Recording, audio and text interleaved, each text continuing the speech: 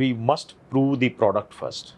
Okay. We must show that every driver we add on our platform is profitable driver.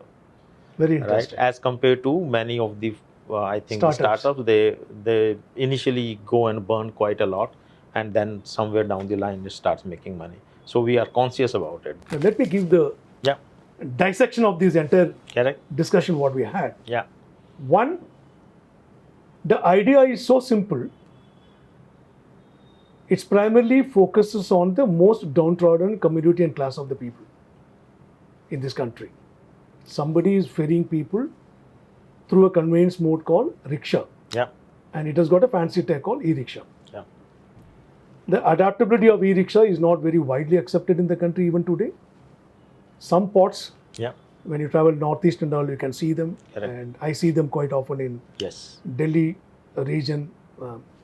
I see they are using in Noida and Delhi and all these places.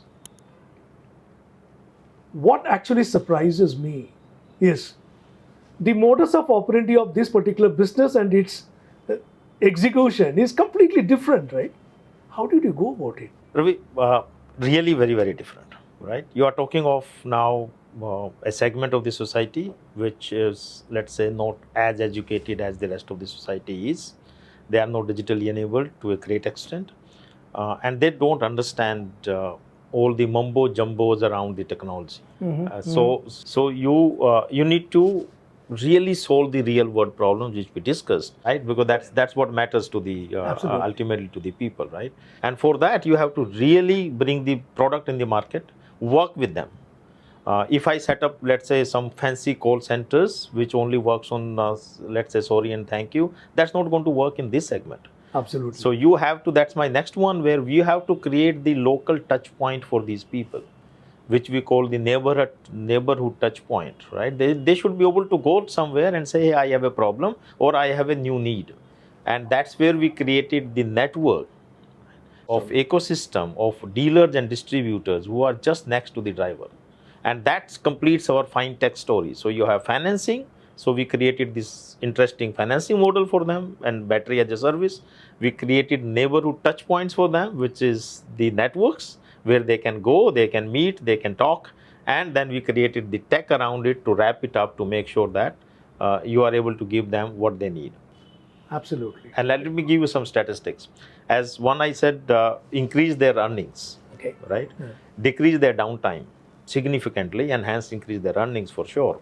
Now think of it, we have already started working on something we call karma score, right? So now I know almost entire history and geography of this battery and the drivers, how many kilometers the person is running, how many he is earning, right? Because it's directly proportionate to number of kilometers this guy runs.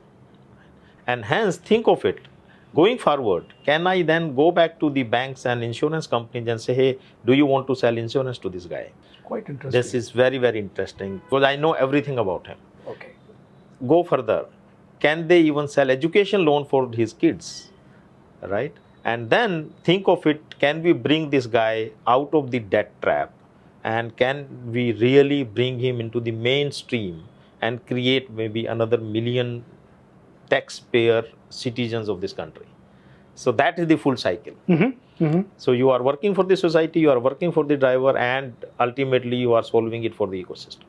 And that keeps us going. When you talk about uniqueness about yours vis-a-vis that of any competition, I don't think in the space where you are currently operating there is much of a competition. But there could be many more misgiving EV aggregators out there in the market. So in terms of uniqueness of your business model, where do you see yourself growing in the next 10 years? One, there are many players. This EV market is already crowded, if I may use that word. The good part is many of them only solve a pointed solution, right? Let's say there are NBFCs who are solving the financing issue, right? There are battery manufacturers who are solving the battery manufacturing issue in a way, or there are OEM manufacturers who are giving the vehicles. Nobody is solving it for the driver, for the operator, for the person where it matters the most. Okay. And that's what we take the pride that we are providing that single stop solution, which is a completely services, completely tech enabled as well, right? So that is what differentiates us completely. And hence, think of it, this platform now, we can extend it vertically. We can extend it to the next layer, which can be the food mile and the last mile commerce providers. We can extend it to the L3 segment or an L5 segment. We technically call it L5, which is autos, and then go into the four-wheeler segment. So there's horizontal expansion. There is a horizontal expansion possible and vertical expansion possible. So that's number one. Geography is honestly is not a limitation, in the sense that once you have the funds available with you, you can. We have created the kits. We can launch a city within 30 days. A new city can be launched within 30 days. The kits are available. The training material is available. You hire the people, and you are good to go. It's a very asset-light model.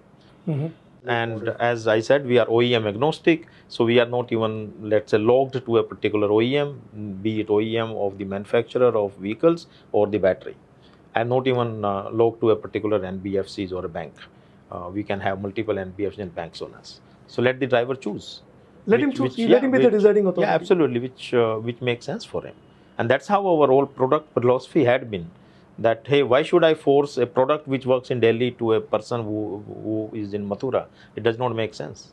It's an overkill for him, right? So why don't I design a product which makes sense for him? Because again, the driver first ethos coming in place. In terms of consumer feedback, did you implemented any sort of a mechanism for ChargeUp? Yes. Interestingly, very few people think of it in the initial stage of the journey. We started it. We started measuring what we in the industry called NPS of the customer sat, right? So all our fundas of telecom came here handy. That can we start measuring how much are our drivers loving us? Net Promoter Score. The Net Promoter Score. And we are sitting at Net Promoter Score of 57 today, which is an excellent. So brilliant. Adding to this, there is. For us, our go-to market is actually dependent on the referral from these drivers, because a satisfied customer always gives you one more customer, and that is where our go-to market is heavy dependent on a satisfied driver in the end. And ChargeUp doesn't do much of a branding; it's more of a word of mouth. The whole market is very micro market. Okay. Right. Let's say being a startup, we can't even just paint the town red. Okay. You need a lot of funds, number one. Number two, again, these drivers operate in certain pockets. So you have to really start doing your work around those pockets. And that is where this referral program with the drivers works the best as compared to any other media. How is the competition reacting to your services approach? One, as I said, the market is so big. It can definitely absorb a lot of other competitors. That's number one. As of today, there are not much who can claim to have a one-stop shop solution for the driver. So, how did you choose about the technology? You said AI, you said ML. They are all there capturing the data, analyzing the data. So, how did you go about choosing that? We are in fact the partners with Microsoft.